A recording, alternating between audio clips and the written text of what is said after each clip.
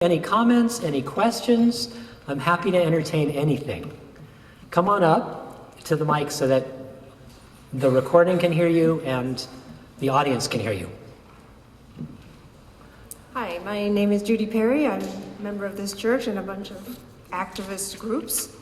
How come when the factory pig farm was made illegal by local rule, how come it wasn't fought? And how come all these other 200 communities which have passed these things, how come it didn't get overturned by the state has power, corporations have power? How come it worked? Because there's various kinds of power. And there's really two kinds of power. There's organized money and there's organized people. And organized people have overwhelmed organized money in Pennsylvania and the other states. So here's more specifics.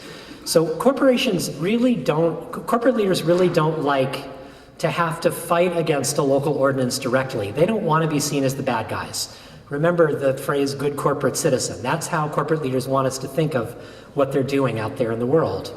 So if they can help it, they'd rather have a state government sue a local government, not sue them directly. So that's what happened in Pennsylvania. In Pennsylvania, 20 communities banned factory farm, non-family owned corporations. And then 80 communities in Pennsylvania banned urban sewage sludge dumping on farmland by corporations. And by the way, these were almost all conservative, Republican, and libertarian communities. These were not progressive communities. These are hog farm communities and other very established conservative rural communities. What happened was the factory farm corporations then put enormous political pressure on the Pennsylvania state legislature, attorney general, and governor.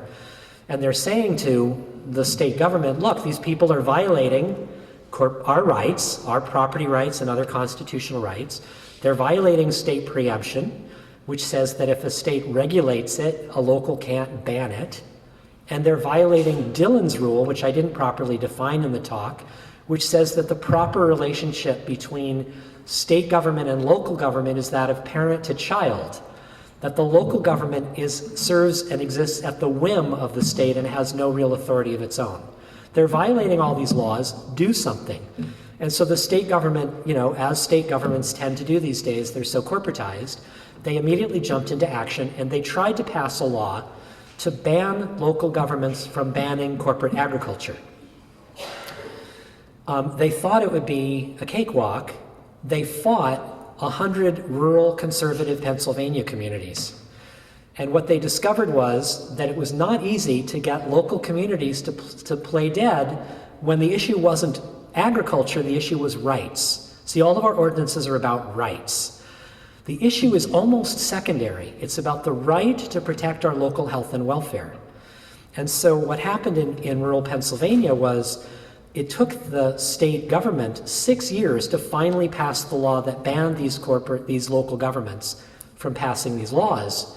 In response, the local government said, basically, screw you. How dare you tell us that we don't have the right to govern ourselves, that we don't have self-governing authority in our communities. We read in our lesson plans in civics, right? We are patriotic citizens, that we have self-governing authority in our local communities. How dare you tell us otherwise? And to a community, none of them struck their laws off their books, even though the law is now in place. And there's a wonderful book out I have a bunch of books out there that are really key to learn more about this movement.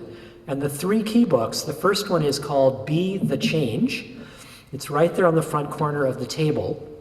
It's conversations with rural conservatives who had given up on the regulatory approach to stopping corporate harm and were getting involved in this movement. And it's stories of how they came to discover their own power. Because the reality is that even if the state government or a corporation sue a local government and win and say, I'm sorry, but you don't have the right to protect yourself from this corporate activity, if the local public sees itself as the people, it won't allow this to pass, right? So we have in our communities across the country activists who will stand up, like Earth First and Greenpeace and other groups, will stand up and do civil disobedience blockades. But that's just a tiny little group that most Americans consider fringe or radical. But imagine if the majority of a community has passed a law saying, we're not going to allow this in our community. And then the courts say, I'm sorry, but that's illegal. You don't have the right to pass this law. Imagine how pissed off that community becomes. At that point, they don't sit on their hands. They motivate them. They get motivated. And so they're then, in fact, in a couple of communities in Josephine County, Oregon, and in, I forget the name of the town in Ohio, they actually wrote into their local ordinances that they were going to legalize residents doing civil disobedience to protect the community from the activity if it came to that. And that those civil disobedience activities, not by a fringe group, but by the public to defend their ordinance, would be legal under city or county law. It was written right into their ordinance. So again, it's like, that's the question I ask at the beginning of the talk is, what is the proper relationship between we the people and our government? At what point do we stop being obedient? Right? Howard Zinn says the problem is not civil disobedience, the problem is civil obedience. That we're too obedient when a law is passed that's unjust and violates our rights. What happens if we stop sitting on our hands? That's real political power, and that's what's starting to happen in these communities. Have you any associates, friends, clients who have sued corporations for trampling established rights that maybe you've established, that your movement has put into place? Have you sued them? Our strategy is not to sue corporations. Our strategy is for real people power to overwhelm political power by corporations, even when because the people have already overcome the corporations and have put well, if we've already overcome the corporations, we don't have to sue them. See, when corporations have their rights struck, they lose their right to sue. That's a constitutional right of a corporation. When you pass a law in Portland that says, no oil or coal trains shall pass through the city of Portland, right? Within the body of the ordinance that has already been passed, it strips coal and oil transporting corporations from constitutional rights of any kind. That means it strips them of First Amendment free speech rights, of privacy rights, of contract and commerce clause rights, of all sorts of rights. It strips them of legal due process rights. It strips them of all constitutional rights. So we're not interested in suing corporations because we hearken back to the first century of the United States when the founding fathers understood that the corporation was a subordinate legal entity, chartered uniquely one at a time by a state legislature, and was defined, not regulated. This is what you're required to do, this is what you're prohibited from doing, and if you break any of these rules, we revoke your charter. We don't sue you, we don't plead with your board of directors. Let me amend my question. Okay. Have you ever gotten involved in the revocation of any corporate charter based upon their overstepping the line of their corporate charter? Our movement hasn't built political power yet sufficiently at the state level to do that. Our work initially is at the local level, and once we've passed sufficient numbers of ordinances in our local communities, then we build a state community rights network and we start attacking the state legal structures and the state constitutional structures that give corporations the authority to attack us. Right? And so we're actually going one step. We're building political power. If you look at social movement history, it always starts locally, and you build real power somewhere, and then you push power up into higher scale realms. This is long-term work, obviously. This is not 2 years of work what I'm describing. But we already have 9 state community rights networks established, and the federal community rights network of those 9 states has already had its first in-person meeting last fall. So we're on a roll, and the goal is to build it as quickly as possible. Thanks. The question about the time frame, it concerns me a little bit, because when you're talking 20 to 40 years, and what I've been reading, hearing is the Arctic methane emergency situation might militate against that time frame. There's plenty of predictions out there that say that we're going to be in a methane-created climate disruption in a matter of months or years.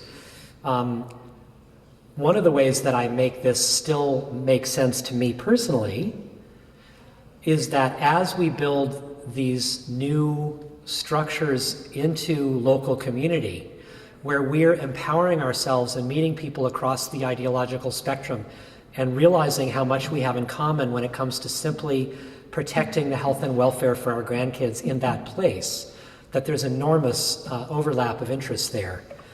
That in that work, we also create community in a way that we've never really experienced in modern United States. And that if, in fact, 6 months from now or 2 years from now, the entire planet is melting down in a methane disruption, then at least we are in the process of building culture shift locally so that we can plan the collapse rather than just be in civil war across the landscape with each other. You know, I mean, that's my worst case scenario, is that in the building of like a cosmic democracy movement, we're actually going to plan a collapse that hurts as few of us as possible, right? That protects people's needs for as long as possible, right? So that we're actually building deeper and deeper community with the collapse. Because if we don't do that kind of culture shift work, I mean, the culture is a real mess in the United States, right? I mean, we could very easily end up in a situation that's fueled by heavy weaponry otherwise. I also think, let's say that the methane crisis is not going to hit us in the next months or years, and that we actually have a couple of decades to turn this thing around. I don't actually see any strategies in the existing climate change movement that are going to turn the ship, very rapidly. I see lots of things that could incrementally make a difference. But I think that if this kind of movement catches on and we go from dozens to hundreds to thousands of communities in the next couple of years, which is conceivable if people risk in here changing that, suspending their disbelief. That's really what it takes. I don't know if you've noticed that about this work, but this work is mostly a shift in here, right? It's a mind shift. It's actually believing that we, the people, can do this. And almost nobody in the United States actually has that much faith in the collectivity of the community. You look at Alliance and you look at, like the rising tide type movements, what's going on with Shell in Seattle, some of the stuff that's been going on in Portland, as kind of like the direct action kind of ferment that really gave fuel to the civil rights movement in connection with that. That's where I see maybe some kind of... Agreed. I mean, you need that kind of, both those kind of groundswells, it seems like. I think we need a massive amount of civil disobedience. We need a massive amount of people getting off of their butts and saying, I'm not going to be obedient anymore to a system of law which is illegitimate, right? That doesn't allow us to protect our rights. And for some people, that's going to be mobilizing in the streets. And for me in the community rights movement, it's going to be mobilizing through voting, right? And I think they're both absolutely essential. My question pertains to the current issues that are going on in Portland, having to do with the propane terminal and the Bull Run water and the reservoirs, and how do we actually use this method to stop that from happening? So we have to actually pass a local law in Portland or in Multnomah County, and that's a lot of work for this method to be used. So there are two interesting ideas for how to tackle those sorts of issues in this particular municipality. One of them would be borrowed from what is in the Spokane Community Bill of Rights that has not yet been passed, but it's very intriguing.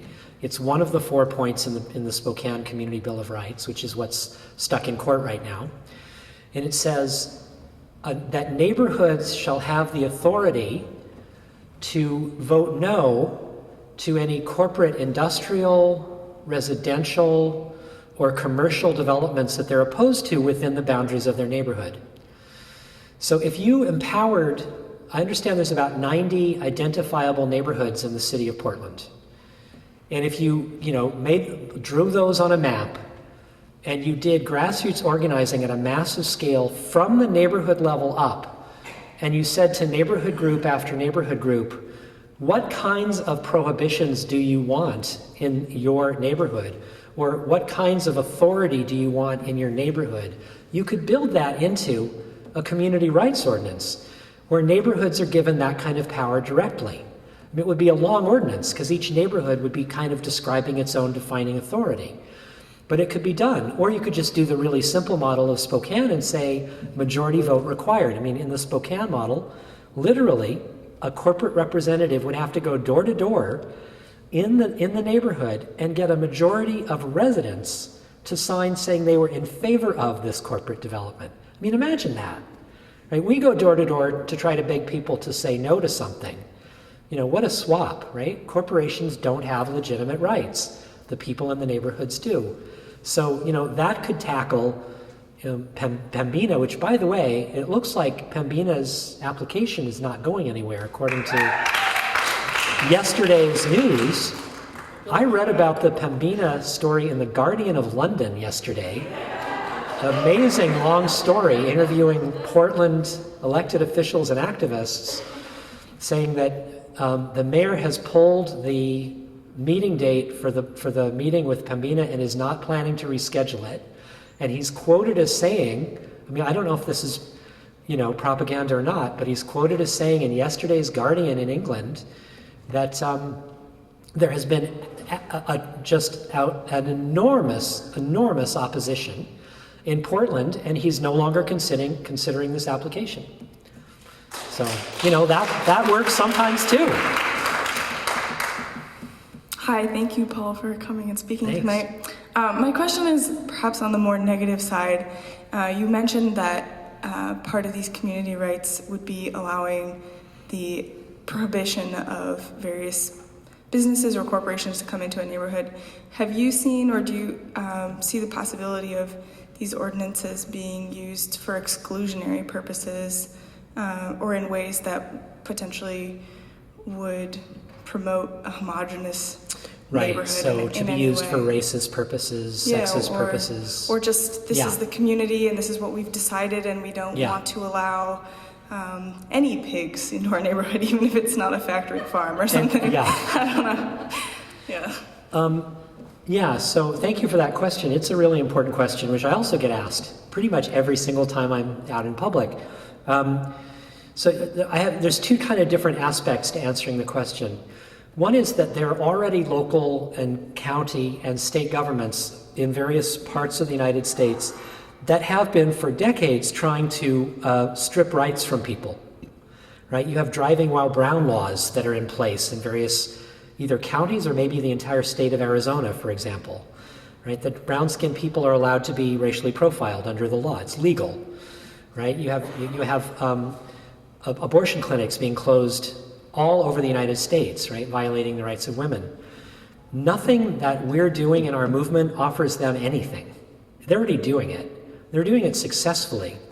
What we're arguing is that just as the federal Constitution sets the floor for rights, and the state constitution has the authority to set a higher floor for rights and environmental protection now, that's current law, we're arguing that the local, municipal, and county governments need to also have the authority to set an even higher floor for rights and environmental protections.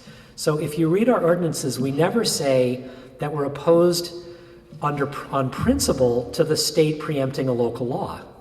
What we say is that the state loses its credibility and its legitimacy when it violates a local government's right to strengthen its rights-based laws, to strengthen its environmental protection. Get out of our way if you're telling us we can't raise the floor. That's written right into our ordinances. In passing ordinances to strip corporate power, what if Nike or Intel then says, well, fine, then we're going to go somewhere else? Or people worrying about that, would that kind of ordinance go anywhere? I think that there's some obvious limitations with just doing it at the local level, which is why it needs to be built up as quickly as possible into state and federal levels of lawmaking. But imagine, let's say, if the city of Portland, through the ballot box, passed an ordinance that banned any products from being sold on Portland store shelves that came from sweatshops. Let's say. Okay? So Nike's leaders would immediately make big threats, and maybe they'd leave. Maybe they would. I mean, almost no job. Comparatively, there's 1 million jobs. Nike has 1 million employees, and 99% of them are sweatshops employees. They're not living wage employees in the first world. Imagine if that ordinance then swept the country. Because again, if it's just happening locally, it's useless, really, right? These are models for building, bringing our power back over what should be a subordinate legal entity, a business corporation, right? So I think in the short term, yeah, it might be a real problem for thousands of employees, locally. In the longer term, what you end up with is you bring the entire manufacturing back into living wage jobs here or elsewhere, right? Because you're changing policy. I mean, this nation has consumer activism up the wazoo, right? Buy or not buy, boycott. I really see consumer activism as a diversion. Like, I don't want the choice of whether to buy, a more toxic or a less toxic product. I want the toxic product to not be manufactured in the first place. And most Americans would agree with me if the education was solid around the issue, right? If we could peel away all the propaganda about stuff. Have you actually, has anything actually happened so far with ordinances being passed that limit existing corporate power? Like the things you were talking about sounded like stopping corporations coming into communities. Yeah, that's right. Every one of the 200 ordinances has stopped something successfully that was being proposed. The ordinances, as they're drafted, could just as easily be written to make an existing industrial thing non-conforming. There's also ways using these community rights legal structures to use eminent domain law to say this factory has to change the way that it processes a product so it's not toxic or less toxic. And if it doesn't agree, if the owners don't agree to do that, then the factory may have to be seized through eminent domain, which again is fair market value paid, so that the factory can be used under public oversight to do something that the public wants it to do. Has anything remotely like that happened? No, but the movement has written an eminent domain ordinance that hasn't been used anywhere.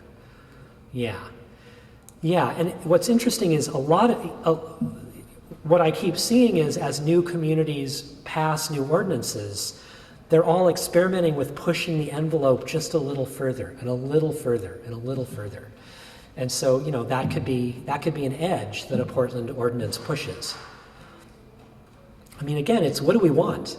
I mean, that's what this is about, right? That's why I say the work that has to change is right here, right? We're not used to thinking that what we want is really relevant to talk about with our neighbors, right? What would our community look like in a more sustainable fashion for our grandchildren? We don't have those conversations with people who aren't like us, who we don't see as our friends or allies politically. We never do. We don't go into public space as the people and define what we want Portland to look like decades in the future. And we don't, because we don't really believe we think that's a waste of our time, because it wouldn't matter if we did that, right?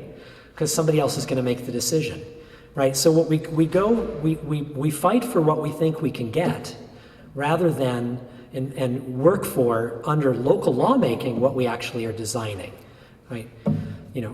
Achievable timelines. What would it look like to go zero fossil fuel in Portland, right? 100% renewable in Portland in 20 years. What would that actually look like, right? European scientists are saying, you can do this. It's just a lack of will here, right? We're waiting for our leaders to lead, and it's a dead end. It's doable, right? We have to take ourselves seriously enough and get ourselves into public space together, right?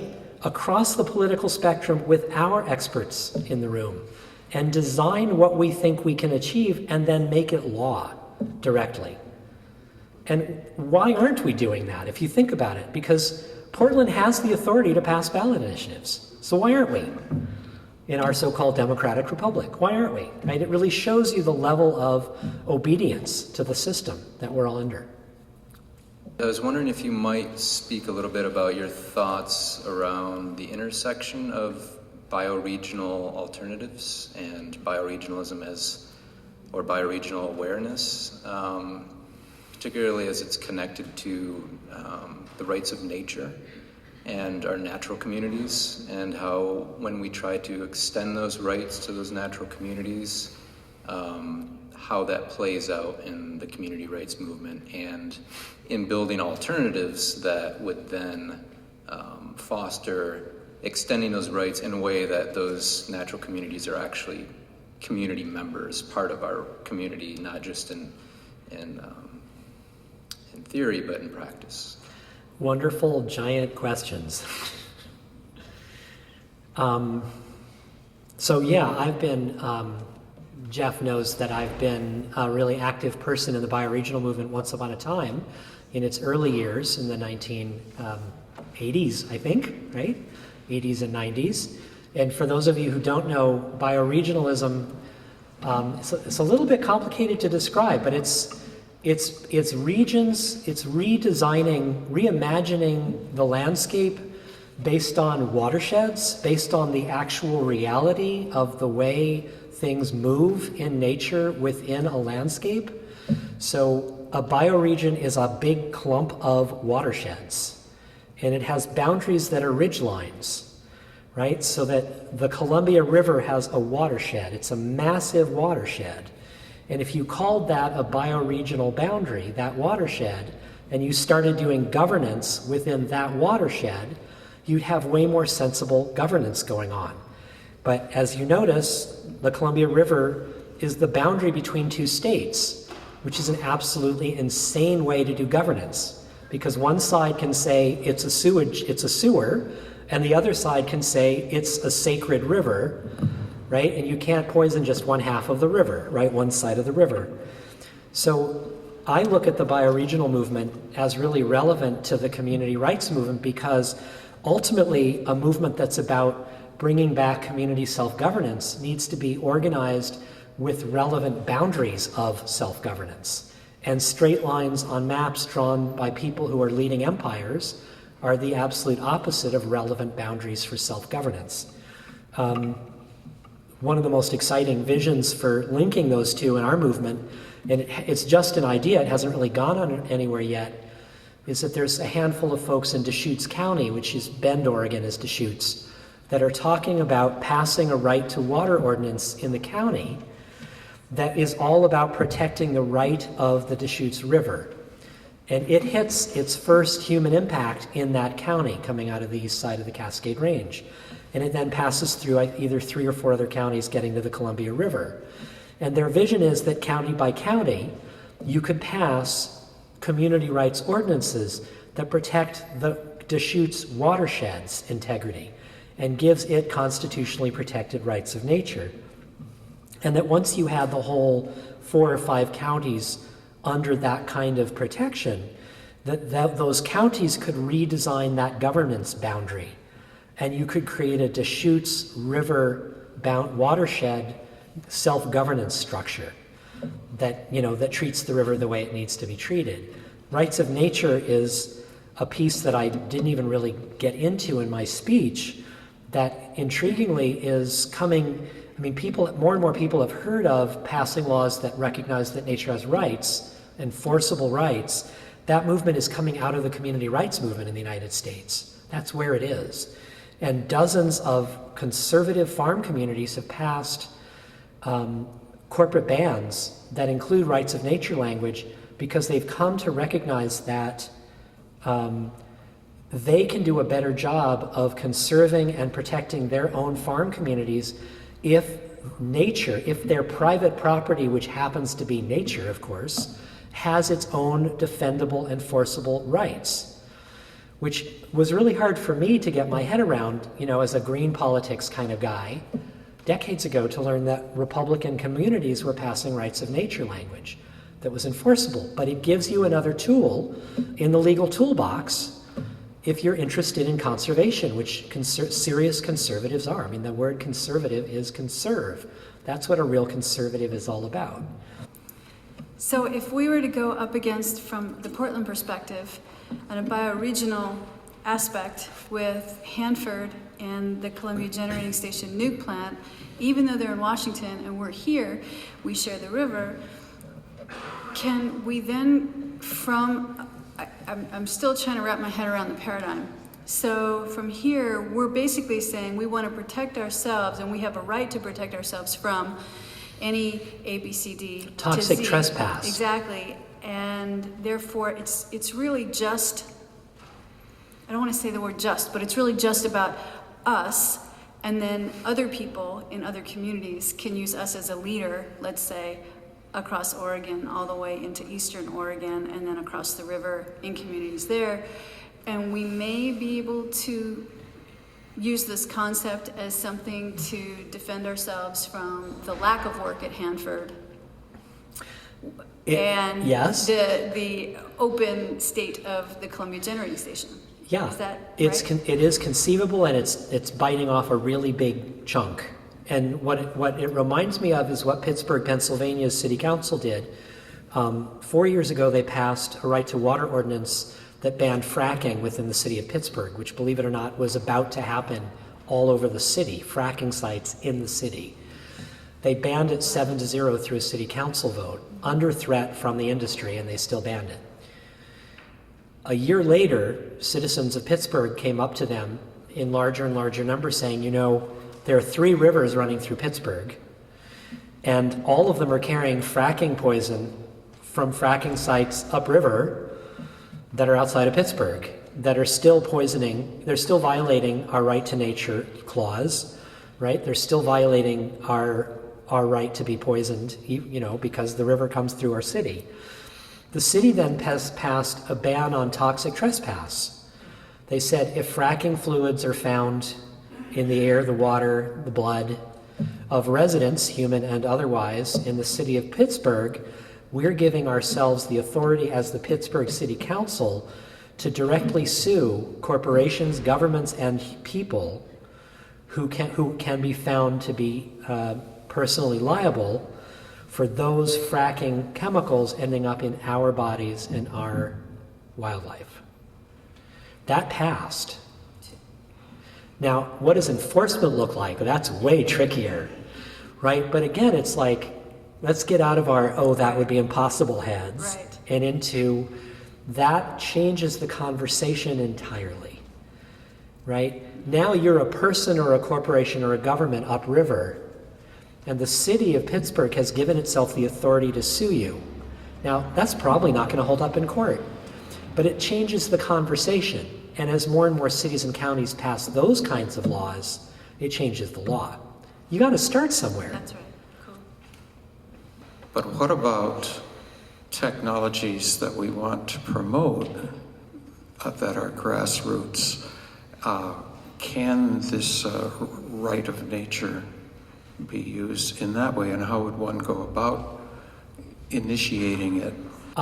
Not yet at that scale, and it's urgent that it happen. And a real simple way to answer this, right now we're trying to pass laws that make tiny little activities of sustainability legal, right? Recode Oregon is a perfect example of that. They do great stuff. Recode, R-E-C-O-D-E, look them up. Okay. They're actually now a national group that's not Oregon, it's now just recode.org, I believe. And making sustainability legal, something like that, is their soundbite. In this There we work, go. what we need to do is to figure out how to make unsustainability illegal. We can't wait to do one, garden at a school at a time and one neighborhood solarizing at a time, right? We've lost decades and decades of time. We're right on the climate crisis edge. We may be already over the edge, many people believe. So we're saying, what does it look like to pass laws that make unsustainable technology, transportation, food growing, manufacturing illegal But you, in a phased-in way, not tomorrow. But you need the substitutes for these things. What's that? You need the substitutes for these things. Now, if you, But they exist. They do exist, and so you have They're to not promote funded. them. Yes. Well, right, so you would need to pass bond measures where the public is investing in that process. Right? We pass all the time. I mean, Now, what about- Metro's just passed a bond without asking our permission for a multi-gazillion-dollar hotel next to the convention center with our money. It's tens, if not hundreds of millions of dollars of that's public another money one. that they just approved last week. Right? And we allow that to happen. Right? The money is there. We're one of the richest countries on the planet. What does it look like for us to take authority and make the way that funds are dispersed a democratically organized activity? If we could train organizers who understood a community rights strategic approach to go into neighborhoods and knock on doors and get people to be involved in their neighborhood groups again, which almost nobody is involved in neighborhood associations. If we could get that to happen and say to those neighborhoods where there's 50 or 100 people in the room, not 4, what would you like to see in a sustainability ordinance for your neighborhood? What goals would you want to hold yourselves to in 1 year, 2 years, 5 years, 10 years, and put that in the ordinance? Have a citywide or a countywide ordinance that's made up of neighborhoods defining for themselves what their deadlines are going to be for the next 5 or 10 years. I mean, who would vote against that? It came right out of the neighborhoods. Nobody would be opposed to it, right? You couldn't throw 100 million corporate dollars at it and get it to vote, people to vote no, because it came from the public, neighborhood by neighborhood. Thank you so much for the honor of giving this talk in Portland and answering your questions.